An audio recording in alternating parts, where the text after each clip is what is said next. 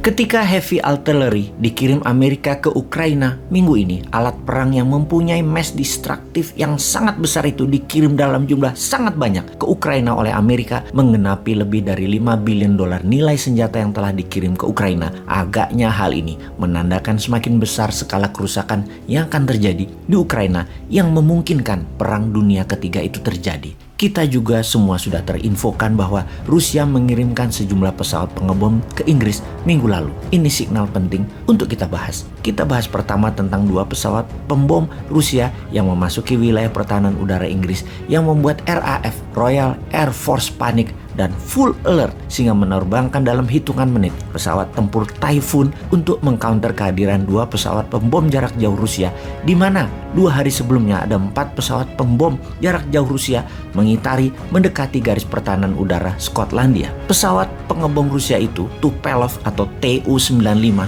sebuah pesawat yang besar diterbangkan menggunakan 4 mesin turboprop, pesawat bomber dan platform misil Rusia buatan tahun 1952 pertama kali diluncurkan. Memang pesawat tua, namun itu strategi Putin untuk membuat wake up call ke Inggris untuk jangan macam-macam dengan Rusia. Rusia punya pesawat pembom jarak jauh lainnya yang lebih canggih, Tu-160, lebih modern, lebih canggih, tetapi menghadirkan pesawat pembom tua sudah membuat panik Inggris. 2 kali penerbangan dalam 2 hari. Yang pertama 4 pesawat pembom, yang terakhir 2 pesawat pembom Rusia yang terbang langsung ke Inggris hingga hanya berjarak 50 km dari wilayah udara Inggris sebelum balik arah lagi memutar balik ke pangkalan Rusia melalui utara Swedia dan Finlandia. Pesawat pengcounter Inggris jenis jet fighter Typhoon sebanyak 12 pesawat langsung menjaga perbatasan udara tersebut, hampir terlambat mengcounternya. Jika benar pesawat pengebom tadi terus masuk ke Skotlandia menuju London, rasanya terlambat diantisipasi. Sungguh pengiriman pesawat pengebom tadi ini hanya pesan yang sangat mengerikan tentunya. Selain memberi pesan ke Inggris, ada pesan lain juga yang Putin ingin sampaikan. Kita juga tahu Swedia ingin bergabung dengan NATO, juga Finlandia ingin bergabung dengan NATO. Dalam 2 simulasi udara kemarin, pesawat pembom Rusia ini cukup membuat bukan hanya Inggris panik, tapi Swedia, Finlandia, dan pastinya NATO panik. Pesan singkat ini kalau tidak difahami, ini artinya perang di Eropa bisa meletus. Malah Amerika sekarang menantang Rusia dengan mengirimkan amunisi roket dan artileri darat yang besar-besaran. Kita sekarang ke Amerika yang mengirim senjata berat tersebut dengan menyitir perkataan Biden. Kita akan selesaikan Rusia dalam tanda petik. Semua informasi ini dikuatkan dengan kehadiran Antony Blinken, Menteri Luar Negeri Amerika yang bertemu 3 jam dengan Zelensky 2 hari yang lalu. Masuknya senjata berat dan berbagai amunisi senilai $800 juta tadi memastikan rencana NATO mendukung strategi baru yang Ukraina saat ini akan jalankan. Strategi Putin yang mengepung membuat 30 juta warga Ukraina akan kelaparan dan membuat Eropa Barat akan bangkrut. Ini membahayakan dunia.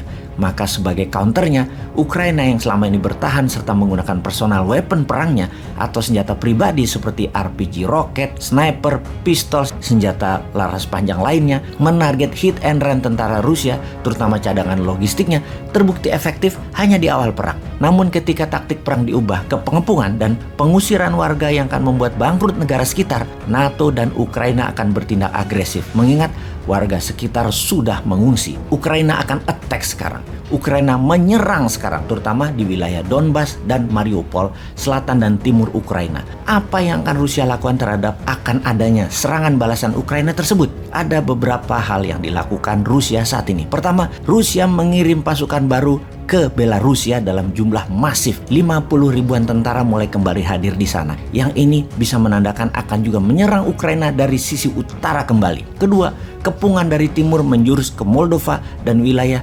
Transnistria untuk mendorong penduduk Ukraina mengungsi keluar Ukraina ke arah barat dan utara. Ketiga, melakukan simulasi serangan udara langsung ke wilayah utara Eropa. Kemudian, Amerika mulai memobilisasi tentara di luar Amerikanya.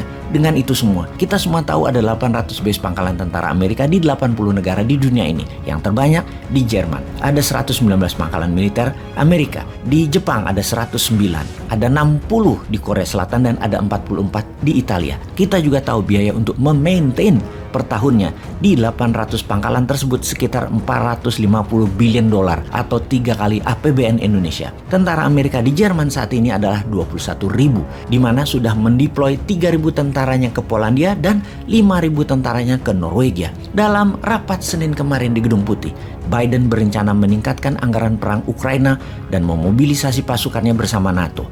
Biden akan meminta parlemen untuk disetujuinya anggaran militer tambahan sejumlah 500 billion dolar. Sebuah angka yang serius untuk kita waspadai. Lalu Indonesia bisa apa sih sebenarnya dalam hal ini?